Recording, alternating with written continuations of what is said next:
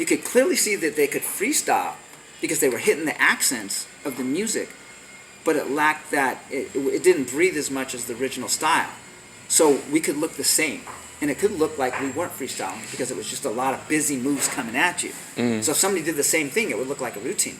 When the Lockers danced in a routine, they looked together, clean and tight, but when they did their solos, they were completely different in terms of their style. Fred had this bounce thing. Shabba-Doo and Fluky had a lot of double time. Greg was great with sustain and acrobatics. Don was authority. So they each had their own like superhero character. They were all different. They were routine, they were clean and tight. So that was the missing component that Shabba-Doo said about the Valley style.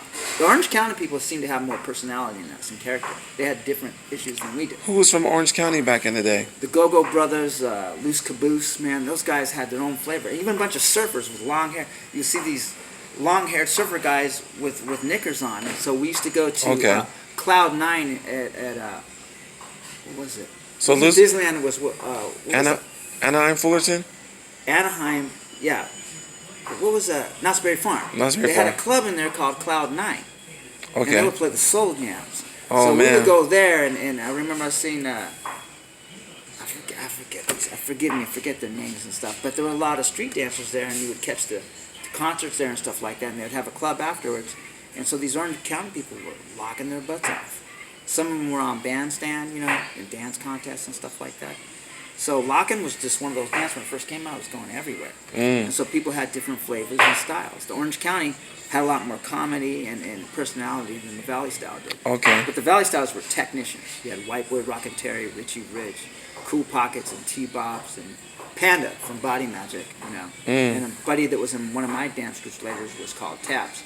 Locking Joe, he was incredible. Indian Joe, they used to call him, but he became Taps because his toe taps. But the toe locking was way up there, like Michael Jackson kicks. Oh, nice. So, but yeah, they were more technicians, and then eventually we got with Greg and Don, and then our personality. And so in routines, if you see us, we still want to look like mirrors. Bam Bam would lean towards the Valley style, but when we solo, we had to get our own styles. And that was something that happened later when we had access to Greg and then Don and then Fluky, and we eventually met all the guys.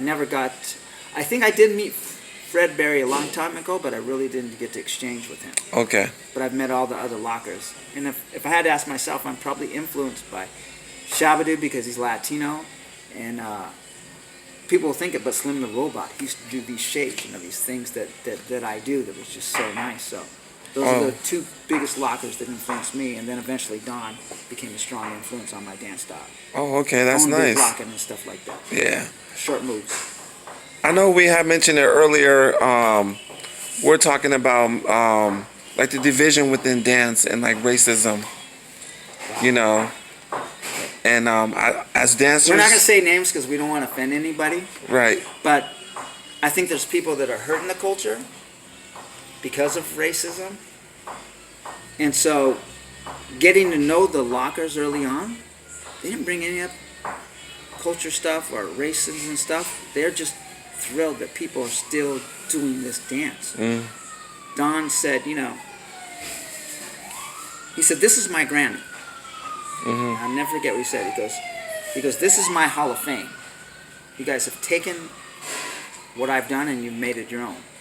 He says, "So once you learn the foundation, put yourself in it. Take what I do and create your own." And that's how all of them talk that way.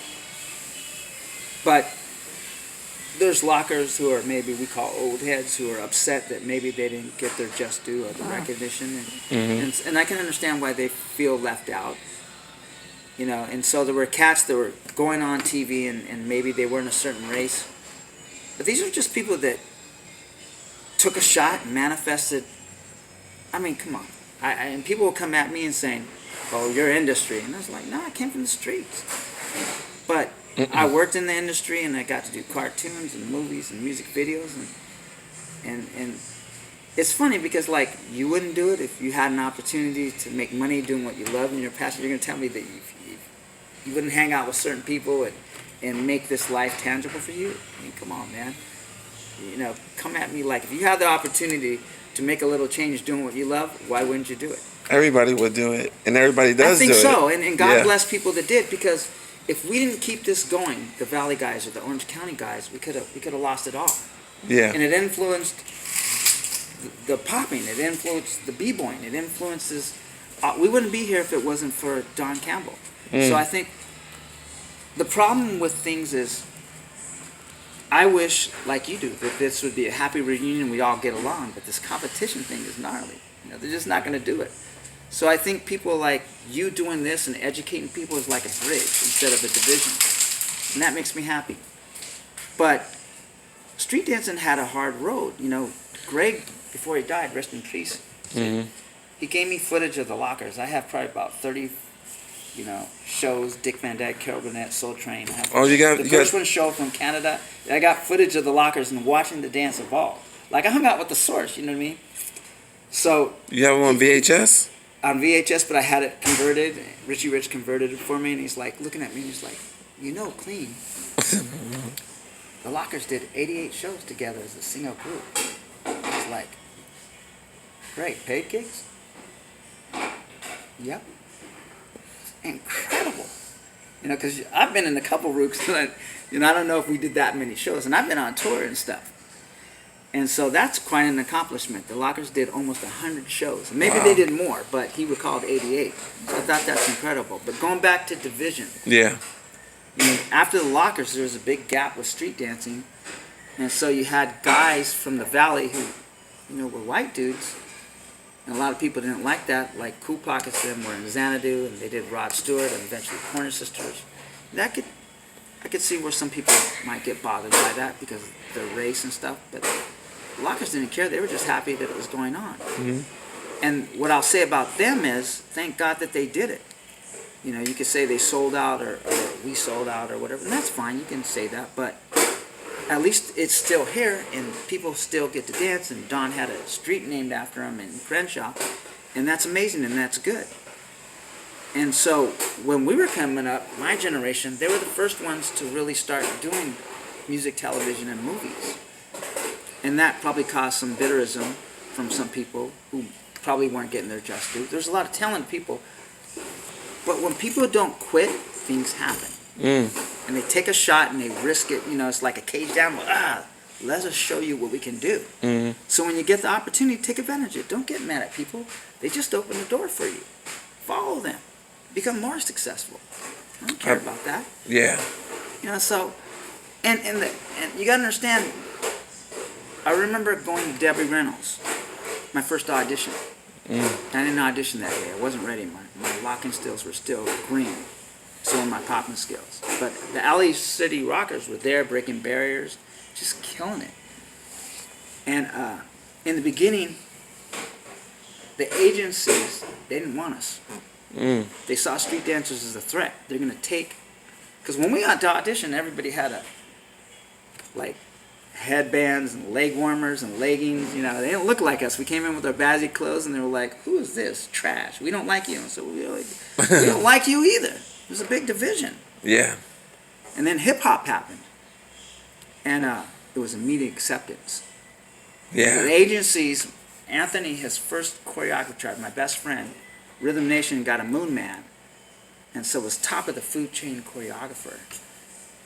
And so hip-hop happened, and so that was the place to go, and it was immediate acceptance. And it was a good thing because a lot of heroes went through Debbie Reynolds, And it was an amazing time for street dancing. Everything seemed to be accepted now. Not only accepted, but the culture in itself took over. B-boying was popular, and it was the tail end of locking and popping, but it was still there getting gigs and stuff. And it reintroduced. Every time a street dancing came, it got reintroduced. So b-boying was one of those, and hip-hop was really that brought old school street dancing back. But the industry would hire us. Our agent was probably the biggest agent in Hollywood. My agent was Paula Abdul, Julie McDonald's. Not afraid to say that. Her business was nasty. She signed us so that she could control us and keep us out of the industry. And God bless the gay cats, the jazz and tap and ballet guys would tell us where the auditions were because they were like, we're not getting left behind from this hip-hop thing. Forget what they're doing. So she'd pick up the phone. They booked. I remember we got our first audition. And they weren't happy about that. Mm. And so once that door opened from people who got in, it just, it's kind of crazy because now you can't get a job without having some type of street background. Yeah. And so those people that gave it a shot opened the door. So we can't be mad at them. Embrace it. It's going to give these young people an opportunity. We got to stop hating each other, the old heads and the new heads.